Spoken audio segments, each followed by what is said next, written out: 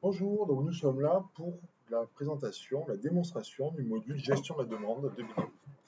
Alors, comme dit précédemment, l'ensemble des informations sont centralisées dans le portail Bineo. Ici, par exemple, c'est l'espace dédié aux équipes de la gestion locative. On y constate des indicateurs de la vacance, des indicateurs journaliers, des indicateurs mensuels. Or, parmi tous ces logements vacants, nous ne sont pas commercialisables. En effet, il y a la vacance pour gros travaux, il y a la vacance liée au fait que le logement est destiné à la vente, etc. Et puis parmi ces logements proposables, certains ne sont pas encore vacants, ils sont tout simplement en préavis. Comme vous pouvez le voir, ces espaces sont complètement personnalisables. Chaque utilisateur ou service peut créer le sien, basé sur des indicateurs ou des rapports qui lui sont propres. On peut venir ajouter de nouveaux rapports ou épingler des nouveaux rapports ou épingler de nouveaux indicateurs. Aujourd'hui, celui qui nous intéresse, c'est l'espace dédié aux équipes commerciales. On y retrouve donc des indicateurs que nous verrons par la suite.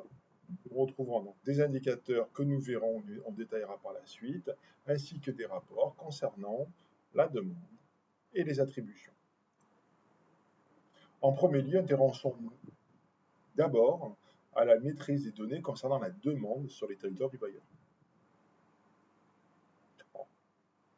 Il existe un rapport sur cet espace qui permet justement d'avoir un aperçu de la demande sur son territoire.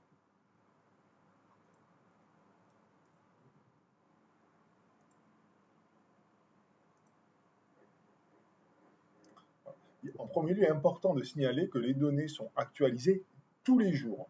Aujourd'hui, il y a 5407 demandes de logement actives. À noter que ce rapport n'est qu'un exemple, car Bineo permet très simplement et en toute autonomie aux bailleurs de faire des rapports personnalisés comme celui-ci. Dans notre exemple, le bailleur a souhaité faire un état de la demande par commune de sa région. On peut ainsi consulter les demandes de chaque commune. Ici. Plus la couleur est dense, plus il y a de demandes. Ce qui est intéressant, c'est qu'en cliquant par exemple sur la commune sur laquelle il y a le plus de demandes, je peux faire un focus pour mieux la comprendre. On peut suivre ainsi l'évolution de ces demandes sur les 90 derniers jours. On peut détailler ces demandes par ancienneté, par réservataire ou par contingent. En cliquant sur notre onglet, je peux aussi disposer d'informations complémentaires sur cette demande, avec des analyses par statut marital, par type de logement, par classe d'âge ou par premier quartile.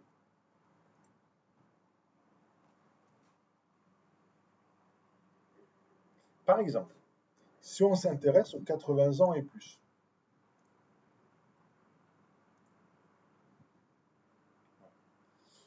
je peux voir que la demande voilà, que la commune demandait est différente du reste de la population. Maintenant, si on s'intéresse au DALO,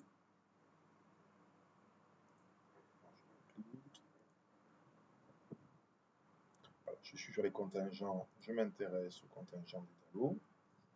On voit ainsi qu'il y a 3 demandes de DALO, mais qu'elles concernent plusieurs communes. Si je vais ici, les communes bleues, on voit que les 3 DALO ont réclamé la même commune, mais certains DALO ont réclamé des communes. Voilà, il n'y a qu'un seul DALO parmi les 3 qui a réclamé la commune, une commune particulière. Maintenant, on peut voir que l'on peut disposer ici de la liste des demandes de manière détaillée.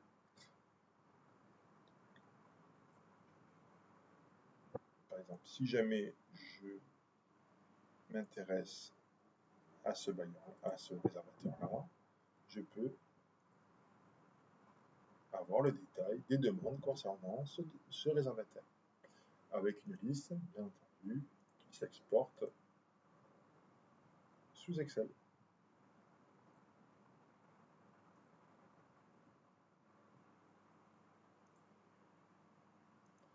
Maintenant que l'on maîtrise sa demande, il faut aussi maîtriser les données concernant ses attributions.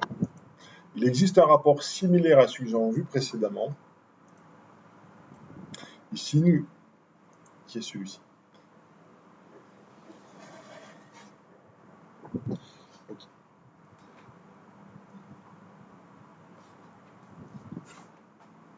Donc ici, nous avons choisi de présenter les attributions suivant une plage de date ajustable, ainsi que la possibilité de sélectionner la commune et le PCI avec lequel nous dialoguons.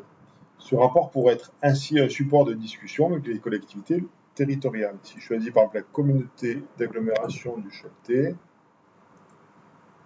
voilà, tout se fait. Un autre onglet me communique, donc là j'ai des informations par type, surface habitable, par réservataire. Un autre onglet me communique des informations concernant les attributions du premier quartier, par classe d'âge, des contingents, etc. de la communauté d'agglomération.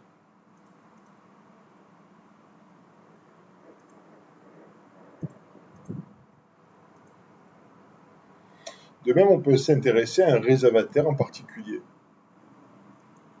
Nous pouvons ainsi faire des analyses par type, surface habitable, et suivre les évolutions des attributions et les comparer mensuellement par rapport à l'année précédente. Ici. On voit cela en agrandissant le graphique. Ici, par exemple, au mois de juin, il y a eu 4 attributions, alors que l'année précédente, à la même période, il y en a eu 9 pour ce réservataire.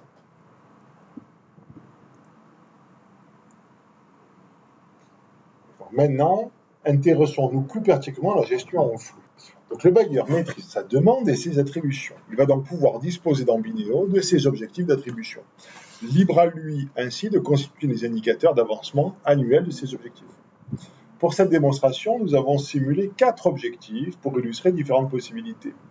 Donc, nous avons des objectifs d'attribution de demandeurs du premier quartile, des objectifs d'attribution de seniors uniquement pour le réservataire qui s'appelle mairie, ou qui sont les mairies, des objectifs d'attribution CP1 et des objectifs d'attribution pour les plus prioritaires du réservataire Action Logement. Nous avons opté pour une présentation avec un pourcentage de réalisation, ce qui a le mérite de pouvoir juger par une couleur vert, jaune ou rouge de l'avancement de cet objectif vis-à-vis du jour de l'année. Donc c'est un choix personnel. Un bailleur pourrait choisir de représenter l'avancement de cet objectif différemment. Les indicateurs sont personnels à chaque bailleur qui peut donc avec Bineo se constituer comme il le souhaite. Par exemple, pour l'objectif du premier quartile, je suis à 70% de réalisation. Or, étant donné que nous sommes le 5 septembre, qui correspond à peu près aux 2 tiers de l'année, donc à 66% de l'année, nous sommes ainsi en avance sur l'objectif. En revanche, avec 48%, l'objectif de public prioritaire à Action Logement est en retard.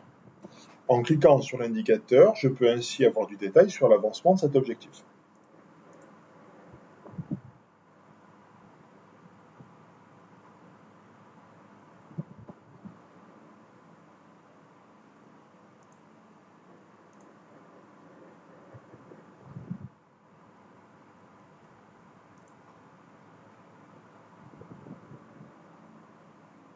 Voilà.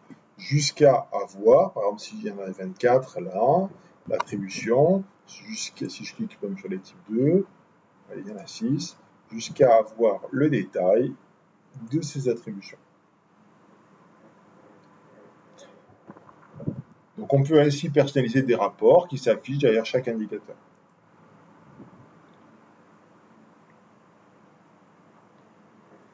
Ici, par exemple, intéressons-nous à l'objectif de premier quartier.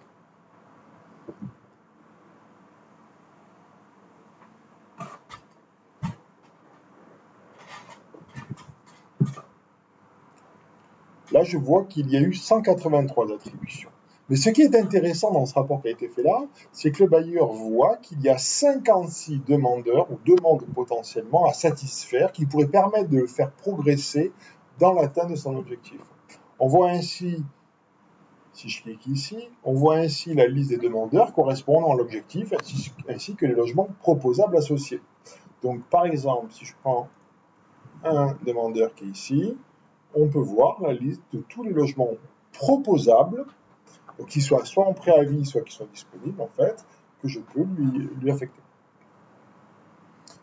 Si j'en prends un autre, je vois qu'il n'y a qu'un seul logement que je peux lui proposer, si je dois satisfaire sa demande. Inversement, ce que je peux faire, c'est que je vois ce type 3, je peux voir que ce type 3 est affectable à 3 demandeurs, ici. Enfin, pour la démonstration, nous avons présenté une autre façon de présenter les choses qui est un peu plus opérationnelle, on va le voir. Et qui répondra certainement mieux à l'attente des personnes concernées. Nous avons donc affiché le nombre de demandeurs pour chaque objectif pour lequel le bailleur dispose d'un logement proposable. Par exemple, là, pour le premier quartile, j'ai 40 demandeurs, sur les 56 d'ailleurs, soit dit en passant, auxquels je peux proposer un logement. Donc si je clique sur cette liste, j'affiche la liste de ces demandeurs, ainsi que les logements proposables qui correspondraient à la demande.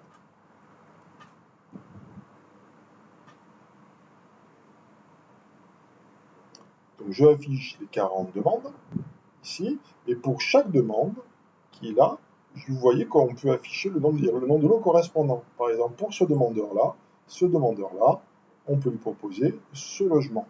Et ici, là, il y en a 3, par exemple, sur ce demandeur-là, je peux lui proposer ces 3 logements. Alors, ce qui est particulièrement intéressant, c'est qu'en cliquant sur la demande, je clique sur la demande qui est là, si je clique sur la demande, je peux réafficher la fiche demande, sans avoir besoin d'aller me connecter sur le logiciel qui gère la demande, que ce soit du web ou Symbiose. Donc la fiche demande, j'ai le numéro. Alors pareil, ces fiches-là sont personnalisables. Donc j'ai le référent de la demande, la création de la demande, le réservataire, le statut de la demande, j'ai un certain nombre d'éléments en fait sur le demandeur. J'ai ses critères de recherche, là je vois qu'il recherche un type 2 ou un type 3, donc pas de rez-de-chaussée, pas de parking, etc. particulièrement. Il fait partie des contingents CP4 et il recherche dans ces communes qui sont ici. Et les lots proposables, ce sont ceux-là. Et on voit l'état des logements et la date de disponibilité de chaque logement.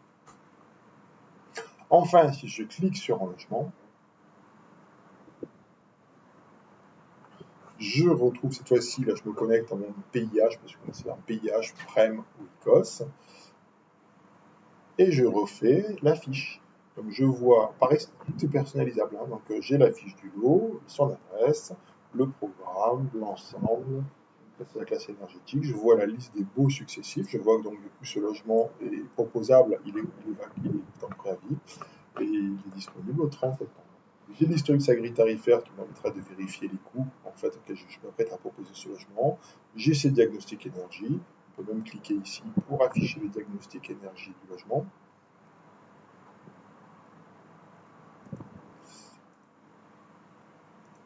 J'y suis là, etc., etc.